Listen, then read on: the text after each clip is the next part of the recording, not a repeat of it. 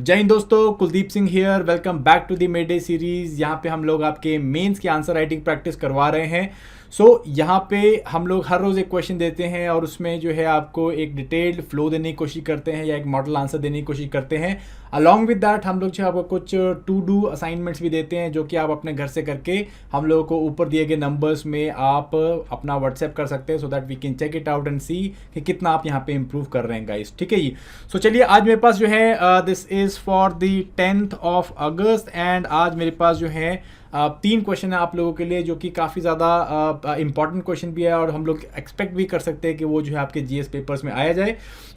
फटाफट से जो है देरी करे बिना हम लोग स्टार्ट करते हैं। सबसे पहला क्वेश्चन है कि presence of Chinese military in Indian neighbourhood presents a unique geopolitical and strategic challenge for India analyse. ठीक है जी। काफ़ी इस तरह के क्वेश्चन जो आपको जीएस पेपर 2 में इंटरनेशनल रिलेशंस में आपको पूछ लिए जाते हैं। और रिसेंटली जैसे हम लोग देख रहे हैं कि जो वांग 5 जो आपकी एक चाइनीज़ रिसर्च शिप है जो कि हम्बनतोता पोर्ट में आने वाली थी, जो कि अब तो डेफर कर दी गई है, बट ओवरऑल अगर हम देखें तो सिनारियो यही बनता आ रहा है कि कुछ साल पहले हम लोगों ने देखा था यहाँ पे चाइनीज़ जो सबमरीन्स हैं उन्होंने डॉक किया था। और ये सारी चीज़ें जो है बता रही है कि चाइनीज़ का मिलिट्री प्रेजेंस जो है वो इंडियन ओशन में धीरे धीरे ग्रो कर रहा है, जो कि एक जियोपॉलिटिकल और स्ट्रैटेजिक चैलेंज लेके आता है इंडिया के लिए। इसको एनालाइज करना है। काफ़ी अच्छा क्वेश्चन है, काफ़ी इंपॉर्टेंट क्वेश्चन है। इसको हम लोग देखेंगे। इसको आपको अगर खुद घर पे करना चाहते हो तो मैं आपको यहाँ पे आर्टिकल दे देता हूँ। ये है step back from water's edge. ये जो है अरुण प्रकाश जी का लिखा हुआ आर्टिकल है इंडियन एक्सप्रेस का। इसे आप पढ़ सकते हो, काफ़ी कुछ इंसाइट आपको इसके अंदर मिलेगा। देन इसके अलावा जो है एक्सप्लेन पेज है, why the Chinese spy ship heading for Sri Lankan port. ये आप पढ़ सकते हो। इसके अंदर भी आपको काफ़ी इंसाइट मिल जाएंगे गाइस। ठीक है जी। मैं यहाँ पे लिंक एम्बेड नहीं कर रहा हूँ, आपको कुछ नहीं करना। आपको ये जो टाइटल है आप जस्ट अपने गूगल जो भी सर्च बार है उस पर सर्च करोगे, साथ में इंडियन एक्सप्रेस लिखोगे तो आपको जो है ये दोनों आर्टिकल मिल जाएंगे। आप जाके जो है उसे पढ़ो और फिर जो है इस क्वेश्चन को आप एक्सप्लेन या उसको जो है अटेम्प्ट कर सकते हो गाइस। ठीक है जी। मैं आपको फटाफट से जो है फ्लो ऑफ आंसर बता देता हूँ कि क्या आपका फ्लो रहना चाहिए। सबसे पहले कंटेक्स्ट देख लेते हैं। जैसे मैंने आपको बताया, युआन वांग 5 जो है ये एक Chinese research and survey vessel है जो कि हम्बनतोता पोर्ट में जो है डॉक करने वाला था, बट इवेंचुअली जैसे इंडिया ने बहुत स्ट्रॉन्ग लेवल पे इसका प्रोटेस्ट किया और अब जो है इसको डेफर कर दिया गया है। अगेन ओवरऑल जो है हम लोग यहाँ पे देख रहे हैं कि बेसिकली चाइनीज प्रेजेंस जो है वो इंडियन ओशन वाले रीजन में और मैटर ऑफ फैक्ट पूरे पैसिफिक में, इंडियन ओशन में एज वेल एज अटलांटिक में जो है धीरे धीरे ग्रो कर रही है गाइस। ये जो है एक unique geopolitical as well as strategic जो एक आप कह सकते हो कि चैलेंज है वो इंडिया के लिए लेके आ रहा है, जिसको हमें अपने आंसर में एनालाइज करना है। फ्लो आपका कैसे रहने वाला है वो मैं आपको बता देता हूँ। Flow of the answer, I am expecting कि आप ये आंसर मुझे लिख के दिखाओगे। मैं सारा आंसर एक्सप्लेन नहीं कर रहा हूँ आपको, मैं जस्ट आपको बता रहा हूँ पॉइंटर्स क्या होने चाहिए आपके, सो दैट आप इस आंसर को जो है जरूर लिखें, because it is a very good answer. ठीक है जी, वेरी गुड क्वेश्चन। चलो सबसे पहले इंट्रोडक्शन के बारे में बात करते हैं। What will be your introduction? Introduction में आप यही बात लिखोगे। देखो, तीन तरह से हम इंट्रोडक्शन को एक्सप्लेन स्टार्ट कर सकते हैं। जैसे कि हम लोग यूज़ करते हैं रीसेंट एग्जाम्पल्स। हम लोग रीसेंट एग्जाम्पल लेते हैं, कोई रीसेंट इवेंट हुआ हो जो कि इस पर्टिकुलर क्वेश्चन से जुड़ा हुआ तो हम इसको दिखा सकते हैं। हम लोग सिंपली डेफिनेशन के साथ स्टार्ट कर सकते हैं कि कोई अगर पर्टिकुलर क्वेश्चन में कुछ ऐसा पूछा हुआ जिसकी डेफिनेशन हम लोग दे सके या एक्सप्लेन कर सके तो आप उसे ऐसे कर सकते हो, या सिंपली रीफ्रेज कर देना टॉपिक को या रीफ्रेज कर देना क्वेश्चन को, सो दैट आपको जो है एक लीवे मिल जाए और आप बॉडी में जो भी आपको पॉइंट्स है वो लिख सको।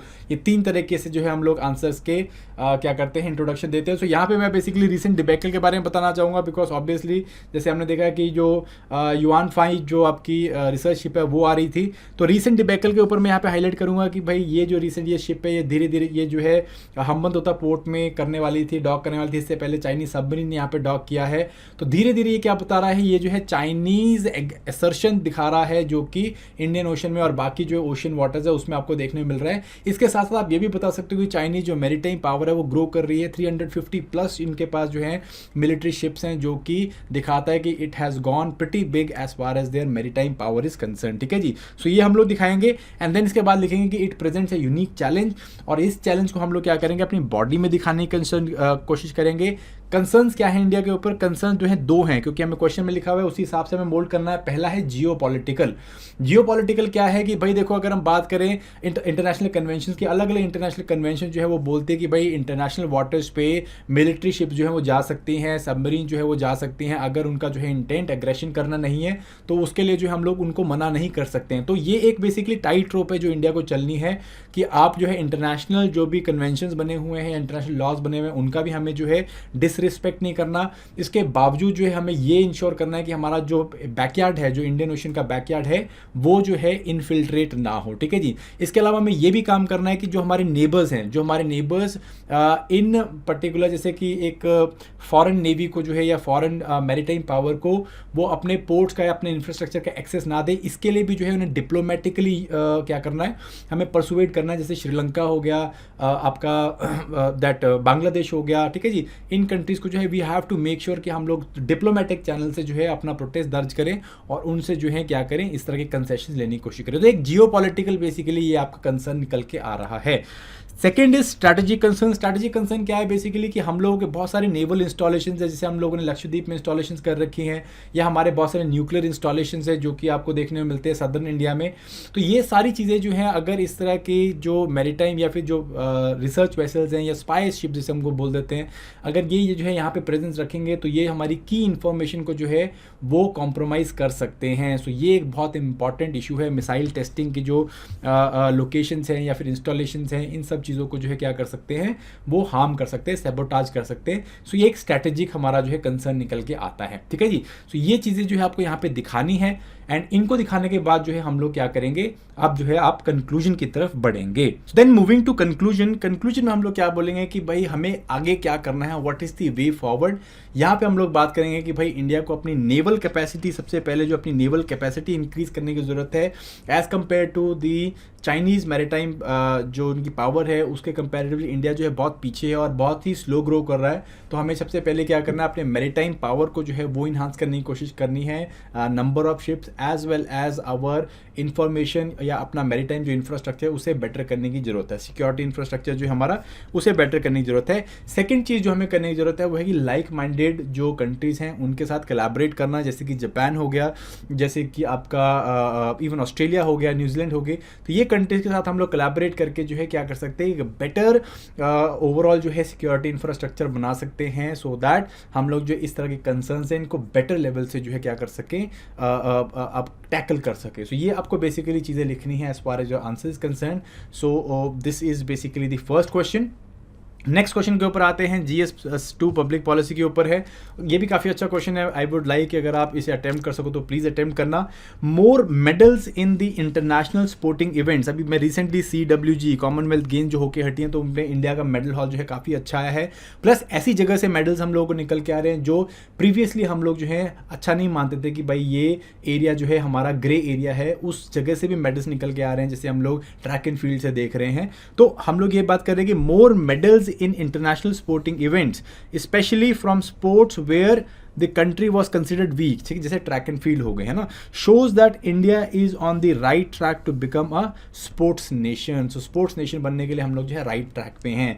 इसके ऊपर आपको करना है कमेंट। सो आपको पॉजिटिव नेगेटिव्स दोनों प्रोवाइड करने हैं यहाँ पे और इसको लिखने की कोशिश आपको करनी है। ठीक है जी। मैं आपको यहाँ पे आर्टिकल दे देता हूँ, India's lesson from CWG, diversify sports, 8 medal in the athletics, a landmark movement. So आप इस जो है आर्टिकल को पढ़ सकते हो। This is in Indian Express and इस आर्टिकल में जो है you will find lot of inputs, lot of points जो कि आप इस पे यूज कर सकते हो guys. Very very good question.